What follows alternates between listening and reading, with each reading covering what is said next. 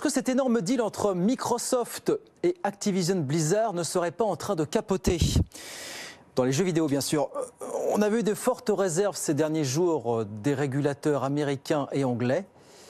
Eh bien là, apparemment, c'est la Commission européenne qui s'apprête à adresser tout un tas de griefs à Microsoft à ce sujet. Deal, on le rappelle, estimé à 69 milliards de dollars. Bonsoir Frédéric Simotel. Est-ce que ce deal est menacé désormais ?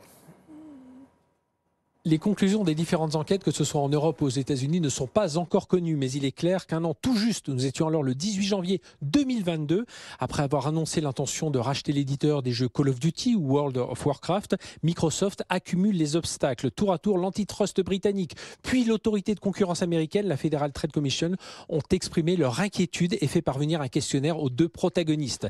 La FTC affirmant même publiquement qu'elle pourrait porter plainte pour bloquer cette potentielle acquisition, arguant que le nouveau géant constitué allait tout simplement supprimer toute concurrence.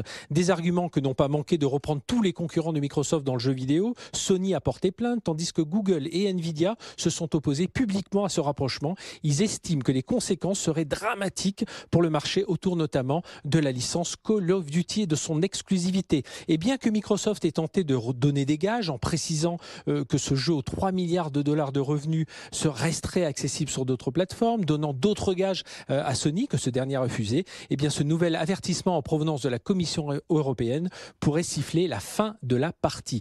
Microsoft pourrait alors soit renoncer à devenir le numéro 3 mondial du secteur, derrière Sony et le leader mondial Tencent, soit bien faire ce rachat mais accorder beaucoup de concessions, à lui d'en mesurer les risques. Au niveau européen, la date limite de la décision est fixée au 11 avril.